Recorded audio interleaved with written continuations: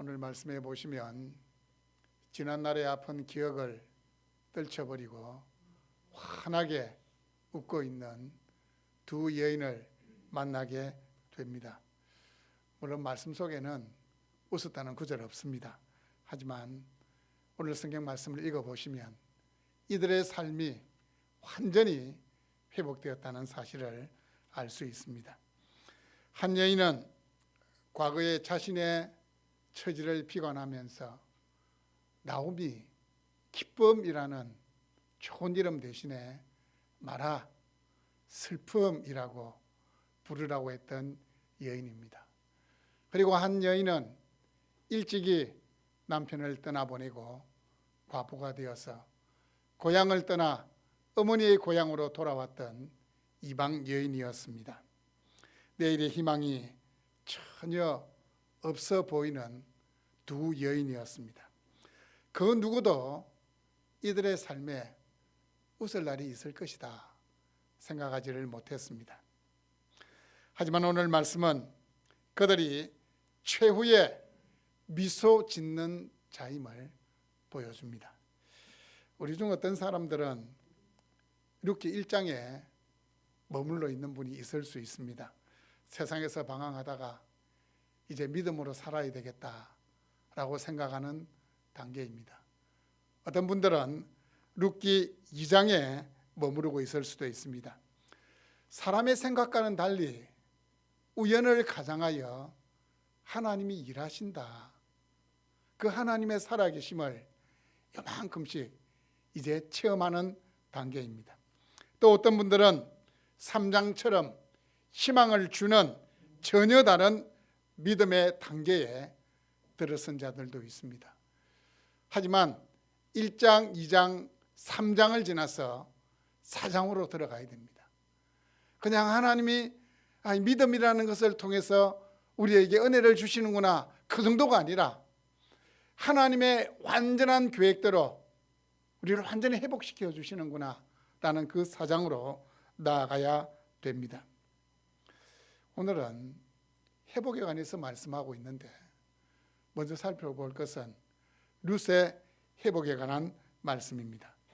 13절 말씀을 보시면 긴 시간의 여정을 단 한 절로 말씀하고 있습니다. 단 한 절로 말씀하고 있습니다. 여러분, 어쩌면 1장 이 나오미와 룻이 베들레헴으로 돌아와서 있었던 일련의 그 사건들, 요 4장 12절까지 있었던 그 사건들보다 요 13절의 사건이 시간이 더 깁니다.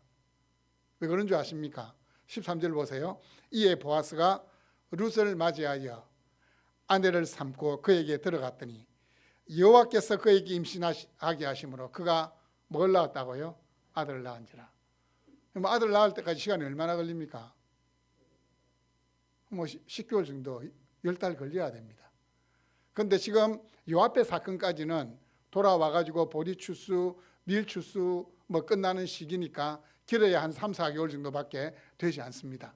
요 13절 요 한 절이 앞에 일어났던 모든 사건들보다도 더 긴 시간인데 딱 한 절로, 그냥 딱 한 절로 말씀을 하고 있습니다. 왜냐하면 지금까지의 이 긴 여정이 이 13절, 이 결론을 향해서 가고 있다는 것을 보여주기 위함입니다. 자, 13절을 시작하는 첫 번째 단어가 무슨 단어입니까? 이해. 13절의 상황이 어느 날 갑자기 이루어진 것이 아니고, 우리말로 표현하면 그러므로 이렇게 생각할 수도 있습니다. 앞에 이 모든 사건들이 있었고 그러므로 이렇게 되는 거예요. 앞에 이 사건들을 통해서 자연스럽게 13절이라는 결론이 나오게 되었다라는 것을 말씀하고 있습니다. 앞에서 일어난 그 모든 사건들이 어우러져서 13절이 나오게 되었다는 말씀입니다. 우연이 아니라 철저하게 하나님의 계획이고 하나님의 간섭이심을 보여주는 단어가 이해라는 단어입니다. 룻은 어머니의 하나님이 나의 하나님이 되신다라는 고백과 함께 낯선 땅을 향하여 발걸음을 옮겼습니다. 제가 전에도 말씀드렸습니다. 성경에 보시면 베드로의 신앙 고백도 나오고 나다나엘의 신앙 고백도 나오고 도마의 신앙 고백도 나오지만 제가 볼 때는 가장 위대한 신앙의 고백은 룻의 신앙 고백입니다. 어머니가 믿는 그 하나님을 보면서 어머니를 따라 났으며 그 미지의 땅, 전혀 소망이 없어 보이는 그 길을 들었으면서 어머니의 하나님이 나의 하나님이 되고 어머니의 백성이 나의 백성이 됩니다 라는 고백을 했습니다. 당장 내일 먹을 양식이 없는 가난을 감수해야 했습니다. 그렇다고 함께 고민해 주고 위로해 줄 남편이 없습니다. 여러분, 남편이 참 큰 산과 같은 존재잖아요. 그런데 이 룻에게는 남편이 없습니다. 남편이 없으면 처가라도 가까이 있어가지고 힘들 때 어머니를 찾아가면 좋은데 이제 자신의 나라 모압이 아니고 이스라엘이라는 나라로 이주해 온 상황입니다. 그런데 바로 이 여인이 베들레헴에서 유력한 자 보아스의 아내가 된 것입니다. 어제까지는 언약에서 제외되어 있는 이방인이었습니다. 하지만 오늘은 보아스의 아내가 되어서 육적으로 영적으로 그의 신분이 높아졌습니다. 여러분, 룻의 회복은 여기서 끝난 것이 아닙니다. 마태복음 1장에 보시면 예수님의 족보가 나오잖아요. 그 예수님의 족보에 특이한 점이 있습니다. 여러분, 족보라는 것은 우리나라도 족보가 있잖아요. 이스라엘과 우리나라가 참 비슷한 것 같아요. 여러분, 족보는 누구 중심입니까? 남성 중심입니까? 여성 중심입니까? 남성 중심입니다. 남성 중심이에요. 그것도 장자 중심이고 남성 중심으로 이렇게 쭉 이어지는 건데, 그런데 이 마태복음 1장 족보를 보면 여성이 4명 등장합니다. 그런데 그 여성 4명의 공통점이 뭔지 아십니까? 네, 이방 여인들입니다. 그 4명이 이스라엘 사람이 아니고 그 어마어마한 예수님의 족보에 남자들만, 그것도 장자의 명분을 가진 자들만 이름이 쭉 나오는데, 여인의 이름이 4명 나오는데 그 여인은 이방인들이에요. 이방인들. 다말, 지난주 설교할 때 말씀드렸죠. 부끄러운 사건의 당사자가 다말입니다. 라합, 여리고의 기생이었습니다. 그리고 룻, 모압 여인이었습니다. 바세바, 헷 사람 우리아의 아내였습니다. 다 이 다말, 라합, 룻, 바세바 다 사건이 있고 이야기거리가 있는 여인들입니다. 사연이 있는 여인들입니다. 하지만 이들이 예수님의 족보에 당당하게 이름을 올리고 있습니다. 인간적인 조건으로 본다면 도무지 족보에 들어갈 수 없는 자들입니다. 여러분, 이 족보가 우리에게 보여주는 것이 무엇입니까? 우리도 다 다말 같고 룻 같고 바세바 같고, 그런데 우리가 하나님의 은혜로 하나님의 자녀가 되고 하늘 백성이 되었다는 사실을 보여주는 겁니다. 그리스도로 말미암아 새 사람의 옷을 입고 언약의 백성의 판결에 들어서게 되었다는 사실을 우리에게 보여줍니다. 저와 여러분이 지금 이 자리에 앉아서 하나님께 예배드리고 있는 자체가 은혜입니다. 룻의 삶이 하나님의 계획과 섭리에 따라서 회복된 것처럼 우리의 삶도 회복될 것이다. 그 희망의 메시지를 던지고 있습니다. 룻의 회복이 우리의 회복임을 미리 보여주고 있습니다. 여러분, 그것은 룻이 자격이 있어서가 아닙니다. 룻이 섬기기로 결단한 하나님이 계시기 때문입니다. 능력의 하나님이 계시기 때문입니다. 오늘 말씀을 보시면 두 번째로 나오미의 회복에 관해서 말씀하고 있습니다. 14절 말씀을 제가 한번 읽어드리겠습니다. 여인들이 나오미에게 이르되 찬송할지로다. 여호와께서 오늘 내게 기업 물을 자가 없게 하지 아니하셨도다. 이 아이의 이름이 이스라엘 중에 유명하게 되기를 원하노라. 자, 여러분, 나오미에게는 후손을 얻을 희망이 있었습니까? 없었습니까? 없었습니다. 그런데 자신을 따라왔던 그 이방인 룻이라는 며느리를 통해서 손자를 얻은 겁니다. 손자를 얻은 겁니다. 자, 여러분, 세상 사람들이 이 세상적인 관점으로 룻을 이렇게 쳐다보면 어떤 여자라고 이야기하겠습니까? 흔히 이야기하잖아요. 팔자가 뭐다고요? 세다. 팔자가 세다. 예수 안 믿는 사람들은 팔자 그러잖아요. 팔자가 세다. 왜 팔자가 세다고 이야기할 수 있습니까? 그 베들레헴의 흉년이 들었을 때 자기들만 한번 잘 살아보겠다고 어디로 갔습니까? 모압 땅으로 이주해 갔잖아요. 근데 잘 살았습니까? 남편 죽고 아들 둘 죽어버렸어요. 아들들 죽어버렸습니다. 자기 손으로 남편, 아들 2명 그 타국 땅에 묻었습니다. 가지고 갔던 재산 다 날려버리고 빈손으로 돌아왔습니다. 남은 것은 누구 남았습니까? 며느리 2명이 남았는데 한 명은 돌아오는 과정에 돌아가 버리고 이방 여인이었던 며느리 1명만 자기와 함께 하고 있습니다. 꾀죄죄한 얼굴로, 초췌한 얼굴로, 남루한 모습으로 고향 땅에 나타났으니까 예수 안 믿는 사람들이 세상적인 눈으로 보면 아이고, 팔자가 세도 어떻게 팔자가 저렇게 셀 수가 있냐, 그렇게 이야기할 수밖에 없습니다. 네. 고향으로 돌아왔습니다. 뭐가 형편이 나아질 줄 알았는데 자고 일어나면 끼니 걱정을 해야 되는 거예요. 이제 끼니 걱정을 해야 돼. 그런데 하나님의 은혜가 참 기가 막히다는 게 이들이 베들레헴으로 돌아오는 그 시기가 보리 거두는 추수, 보리 추수하는 시기예요. 땅이 없는 자들이 합법적으로 이삭 죽기를 통해서 양식을 얻을 수 있는, 기가 막히게 하나님은 또 타이밍을 그렇게 맞추시는 겁니다. 그 보리 추수를 통해서 하나님의 어마무시한 계획이 이루어질 수 있도록 이 하나님의 일하심이 이제 시작된다는 것을 우리에게 보여줍니다. 끝이 보이지 않는 긴 터널에 들어간 것 같은데 그 터널이 끝이 난 거예요. 지금 나오미가 누구를 안고 있습니까? 손자 오벳을 안고 있는 겁니다. 동네 여인들이 이야기합니다. 7 아들보다 귀한 손자라고. 7이라는 것은 완전수거든요. 아들이 너에게 해줄 수 있는 모든 것을 다 해주는 것보다도 지금 태어난 이 손자가 더 귀하다, 더 좋다, 이렇게 이야기를 하는 겁니다.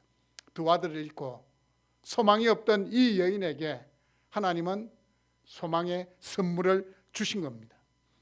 이 광경을 지켜보던 여인들이 입을 모아 나오미에게 이야기합니다. 나오미야, 하나님을 찬송하라. 하나님이, 이 나오미가 하나님을 찬송할 수 있는 자격을 갖춘 자로 회복시켜 주신 겁니다. 이제 자신의 이름을 떳떳하게 이야기할 수 있잖아요. 마라가 아니고 누구라고요? 나오미라고, 기쁨이라고, 단맛이라고. 내 인생 참 달콤하다. 우리 인생을 달콤하다 그렇게 이야기하잖아요. 인생이 참 달콤하다 이렇게 이야기할 수 있도록 해주신 겁니다.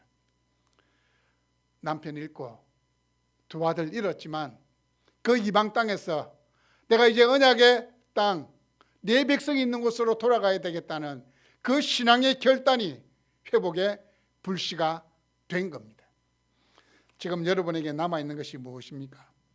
여러분이 자신 있게 내세울 것이 무엇입니까? 여러분 처지도 나오미 같고 룻과 같다고 생각되십니까?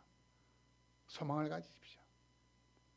내가 하나님 위해 살겠다, 내가 하나님께 전적으로 의지하겠다 라는 그 신앙의 결단이 불씨가 되는 겁니다. 회복의 불씨가 되는 겁니다. 회복의 역사는 다른 것이 아니라 믿음을 통해서 이루어집니다. 모압에서 돌아오겠다는 믿음의 결단이 나오미를 회복시키는 바로 그 시작이었습니다. 오벳을 품에 안고 미소 짓는 이 나오미의 모습이 여러분의 모습이 될 것입니다. 룻과 나오미의 회복을 통해서 우리가 도달할 수 있는 결론은 모든 인생은 하나님의 손 안에 있다는 것입니다. 여러분 룻기 말씀을 지금까지 묵상해 보셨는데 그 어떤 구절에도 초자연적인 하나님의 역사 있었습니까? 예? 초자연적인 하나님의 역사 없었습니다. 직본적으로 하나님이 막 그들의 인생을 잡아가지고 막 기적이 일어나도록 하는 게 있습니까? 없습니까? 없습니다. 근데 이 말씀에 기록된 데 보면 이 룻이나 나오미가 우리가 하나님께 예배하자, 하나님께 우리가 뜻을 정하고 기도하자, 이게 있었습니까? 없었습니까? 없어요. 물론 했겠죠. 근데 그걸 기록하지 않았어요. 그리고 이 룻과 보아스가 결혼하게 되는 장면을 보더라도 신비적인 요소가 있었습니까? 막 하나님이 보아스의 꿈속에 나타나가지고 네가 결혼할 배우자는 룻이다, 땀만 품지 마라, 뭐 이렇게 이야기를 했습니까? 안 했습니까? 그런 거 없어요.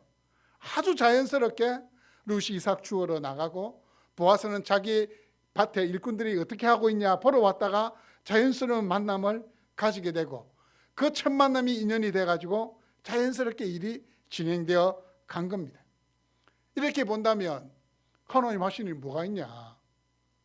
나오미가 계획했고 룻이 헌신했고 또 보아스가 결단해가지고 결혼하고 나오미의 가정이 회복된 거지.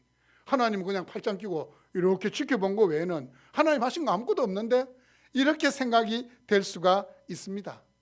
근데 여러분, 하나님은 초자연적인 역사, 기적을 통해서 자신의 백성을 위해서도 일할 수 있지만 아주 평범한 일상의 삶을 통해서도 하나님이 인도해 가신다, 하나님이 일하신다라는 사실을 보여주십니다.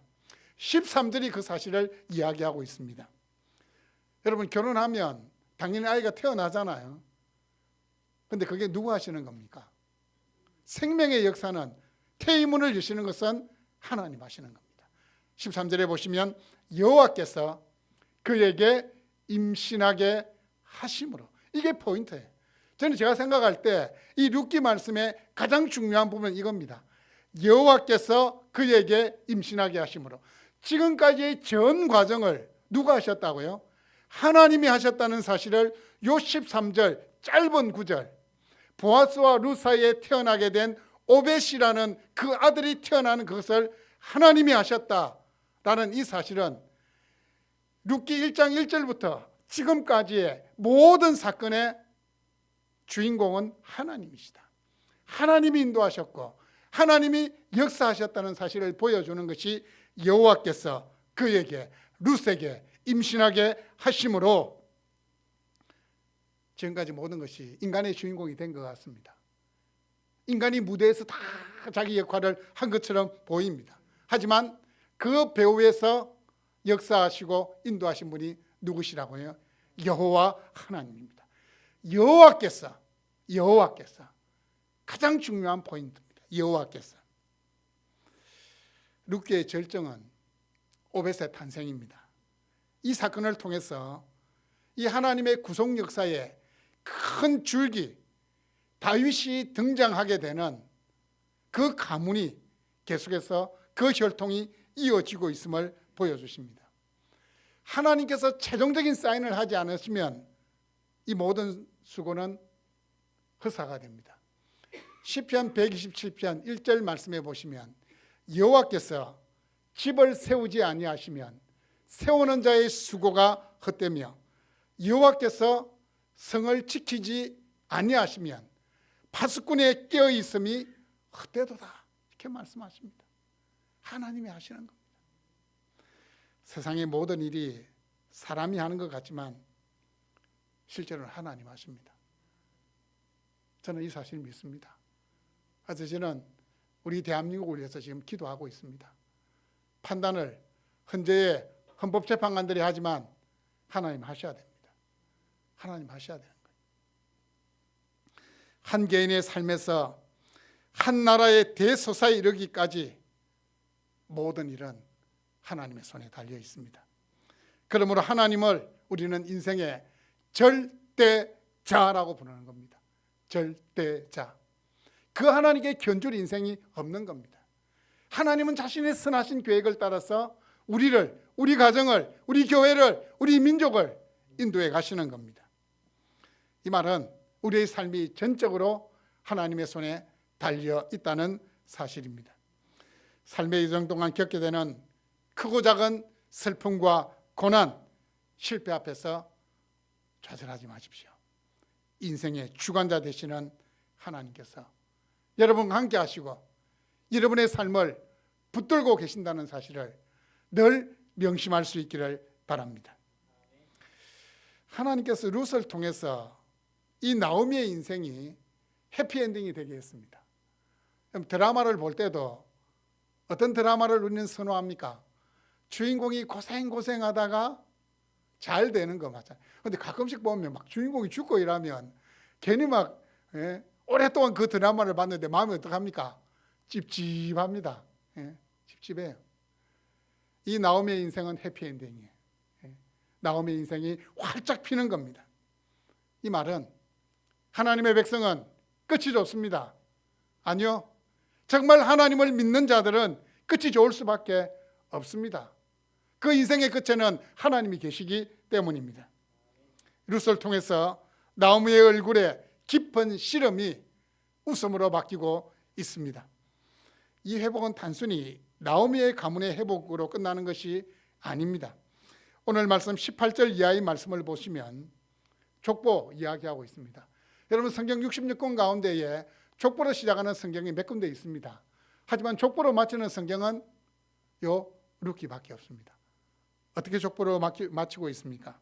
18절 이하의 말씀을 보시면 베레스는 헤스론을 낳고 헤스론은 람을 낳고 람은 암미나답을 낳고 암미나답은 나손을 낳고 나손은 살몬을 낳고 살몬은 보아스를 낳고 보아스는 오벳을 낳고 오벳은 이새를 낳고 이새는 다윗을 낳았더라. 그럼 여러분 이 오벳은 다윗에게 누굽니까? 다윗의 할아버지입니다. 이 나오미의 손자였던 보아스와 룻 사이에 태어났던 이 오벳이라는 사람이 이스라엘 역사 가운데 가장 훌륭했던 사람 중에 한 명인 다윗의 할아버지였어요. 엄청나지 않습니까, 여러분? 룻기는 한 가족의 역사로 시작해서 이스라엘이라는 이 나라가 어떻게 회복되는지를 보여주는 것이 바로 이 룻기입니다. 여러분, 룻기는 백성이 자기의 소견에 오른 대로 행하던 사사 시대였습니다. 룻을 통해 다윗이라는 왕이 등장하고 다윗을 통해 결국은 누가 나옵니까? 예수 그리스도가 나오는 겁니다. 그분을 통해서 진정한 새 이스라엘이 회복된다는 것을 보여주는 것이 바로 이 룻기 말씀입니다. 나오미의 가문의 회복이 결국은 이스라엘의 회복이고 또 이 이스라엘의 회복은 예수 그리스도를 통한 전 역사의 회복이라는 사실을 우리에게 보여주시는 겁니다. 여러분, 여러분의 신앙이 1세대입니까? 아니면 홀로 어렵게 신앙생활을 하고 있습니까? 여러분을 통해 여러분의 가정을 향한 그 하나님의 계획이 있음을 믿으십시오. 하나님 지금 일하고 계십니다. 여러분을 통해서 여러분의 자녀가 복을 받을 겁니다. 여러분을 통해서 여러분의 가문이 복을 받을 겁니다. 여러분을 통해서 여러분의 이웃이, 직장이, 우리가 살고 있는 이 울산 땅이, 우리 대한민국이 복을 받게 될 것입니다. 룻기는 어둠으로 시작했다가 빛으로 마친 이야기입니다. 룻기는 장례식으로 시작했다가 잔치로 끝이 나고 있습니다. 엘리멜렉의 죽음으로 시작했다가 오벳의 탄생으로 마치는 것이 바로 이 룻기입니다. 캄캄한 어둠이 빛이 되고 장례식이 아이가 태어나는 이 생명이 되고 죽음이 또 출생으로 끝이 나는 이 어마어마한 이 메시지가 담겨 있는 것이 이 룻기의 말씀입니다. 비록 여러분의 삶이 한순간 눈물이 많다고 할지라도 회복의 날을 기대하며 끝까지 믿음으로 살아갈 수 있기를 바랍니다. 룻기 말씀은 회복이 필요한 이 시대를 향한 하나님의 메시지이고 우리의 고통과 좌절을 완전히 회복시킬 하나님의 약속의 성취를 보여주십니다. 절망과 슬픔 가운데 놓인 나오미와 룻을 회복시킨 하나님께서 어려운 시대를 살아가고 있는 여러분과 함께 하시고 슬픔과 절망을 희망으로 바꾸어 주실 것입니다. 여러분, 태화강, 우리도 이 태화강이 있는데 이 울산이 서울하고 좀 비슷해요. 이 중심에 이렇게 강이 흐르고 있잖아요. 저놈의 강북이고 여기는 강남이고. 여러분, 자부심 가져야 돼요. 여러분, 강남에 살고 있습니다. 우리 교회는 지금 강남에 있는 교회입니다. 어쨌든 이 강물 보면 강물이 아주 이렇게 흐르지 않는 것처럼 보이잖아요. 하지만 강물 밑에는 물살이 아주 빠르게 흐르고 있습니다. 하나님과 같은 거예요. 하나님 가만히 계신 것 같지만 조용히 하지만 밑에 흐르고 있는 그 강물처럼 이 세상을 자신의 뜻대로 이끌어가기 위해서 역사하시는 분이 하나님이십니다. 우리가 인생의 일정 동안 거치게 되는 수많은 간이역들이 있습니다. 하지만 종착역은 예수 그리스도이십니다. 우리의 흐른 눈물을 닦아 주시고 흠과 티가 없는 거룩한 모습으로 변화시켜 주실 그 예수 그리스도의 품이 우리의 마지막 종착역이라는 사실을 가지시고 오늘부터 여러분의 입에서 희망의 말, 찬송의 말, 감사의 말이 고백될 수 있기를 주님의 이름으로 축복합니다. 아멘.